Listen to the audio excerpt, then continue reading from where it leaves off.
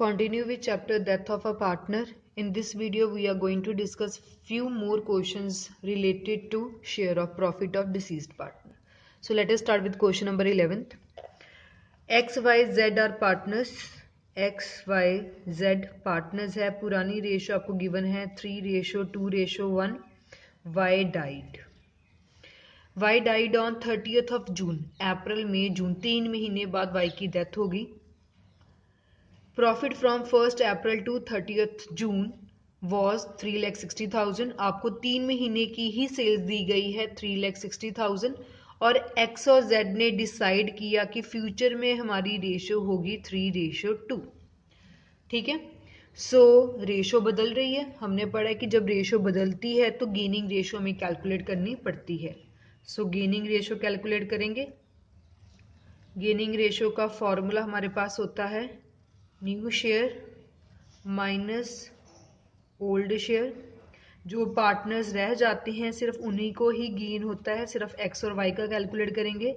New ratio 3/5, 2/5, old ratio 3/6, 1/6. तो LCM ले लिया 30. ये आ गया 18 - 15, 3/30. एलसीएम ले लिया 30. 12 - 5, ये आ गया आपके पास 7/30. सो गेनिंग रेशो आ गई 3:7. अब y का शेयर निकालना है. Wise share of profit. आपको 3 महीने की ही सेल्स दी गई हैं. सो सीधा लिख लिया 3,60,000. अब हमें जो कैलकुलेट करना है वो सिर्फ y का शेयर करना है. सो y का शेयर 3 महीने लगाने की जरूरत नहीं है क्योंकि आपको ऑलरेडी 3 महीने की ही सेल्स दी गई है. ठीक है. तो इसको सॉल्व करेंगे तो ये हमारे पास आ जाएगा 1,20,000. हाँ जी ठीक है. सो टोटल y का शेयर आ गया 1,20,000. अब रेशो बदल रही है तो एंट्री क्या हो जाती है gaining partner to deceased partner. So gaining partner है x. x capital account debit. z's capital account debit. दोनों ही गेनिंग पार्टनर है. To deceased partner wise capital account. Total y को शेयर मिलना है 1,20,000. That is in the ratio of 3:7. Multiply 3/10 multiply 7/10. 1,20,000 1,20,000. तो ये आपके पास आ जाएगा 36,000 84,000. Being wise share of profit credited. ठीक है. इस क्वेश्चन में रेशो बदल रही थी. न्यू भी गिवन थी, ओल्ड भी गिवन थी. तो रेशो आपने गेनिंग रेशो कैलकुलेट कर ली. आपको 3 महीने की सेल गिवन थी तो हमने सिर्फ y का हिस्सा निकाल लिया और उसको गेनिंग रेशो में बांट दिया. Then it is question number 13th. Manoj Rakesh Harsh 3 partners है. पुरानी रेशो है 2:2:1. Manoj died on 30th of June. 3 महीने बाद उसकी डेथ होगी. Rakesh and Harsh decided to continue the business. Share of profit or loss of the deceased partner from the beginning of the year up to the date of death was to be calculated on the last year profit. So बोला गया है कि जिस partner की death हुई है उसका profit calculate करने के लिए लास्ट ईयर का प्रॉफिट ध्यान में रखेंगे. और लास्ट ईयर कंपनी को लॉस हो गया 2 लाख का. ठीक है. सो आपको बोला गया है मनोज राकेश और हर्ष पुराने पार्टनर से.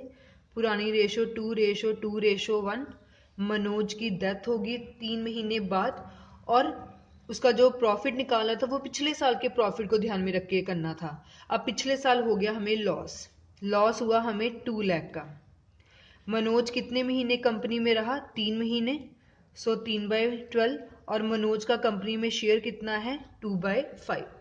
इसको सॉल्व करेंगे हमारे पास आ जाएगा 20,000. मतलब मनोज का शेयर बन रहा है 20,000. अब लॉस हुआ है तो लॉस के केस में हम एंट्री को रिवर्स कर देते हैं. तो इसकी एंट्री हमारे पास बन जाएगी Manoj capital account debit to profit and loss suspense account. Calculation work same रहा, सिर्फ एंट्री रिवर्स होगी क्योंकि ये लॉस है. Being loss debited to Manoj capital account. Fine. Then moving to next question number 15th. A, B, C तीन partners हैं, उनकी पुरानी रेशो आपको गिवन है 2:2:1. सो A, B, C पुराने partners 2:2:1. C died 30th of June, 3 महीने बाद इसकी भी डेथ होगी. प्रॉफिट और सेल आपको पिछले साल के गिवन है 1 लाख और 10 lakh. Sales during April to June, 3 महीने की सेल्स भी गिवन है और आपको सी का प्रॉफिट कैलकुलेट करना है. तो हमें फॉर्मूला आता है last year profit divided by last year sales multiply sales till death multiply profit share. आपको गिवन है कि लास्ट ईयर का प्रॉफिट है 1 लाख, लास्ट ईयर की सेल्स है 10 लाख, 3 महीने बाद पार्टनर की डेथ हुई और 3 महीने की सेल्स है 1,50,000 और सी का कंपनी में शेयर कितना है 1/5. इसको सॉल्व कर लेंगे तो ये हमारे पास आ जाएगा ₹3,000. क्लियर है. अगेन रेशो चेंज नहीं हो रही, सिर्फ आपको पुरानी रेशो के बारे में बताया गया है. तो जर्नल एंट्री बन जाएगी profit and loss suspense account debit to C's capital account 3,000 being C's share of profit credited. It is very simple. ठीक है, आपको इस क्वेश्चन में 15th क्वेश्चन में सेल्स के बारे में इंफॉर्मेशन गिवन थी, पिछले साल के प्रॉफिट के बारे में गिवन था, 3 महीने की सेल्स गिवन थी, तो हिंट मिल गया कि सेल्स वाला मेथड लगेगा. So this was about question number 11th, 13th and 15th of death of a partner.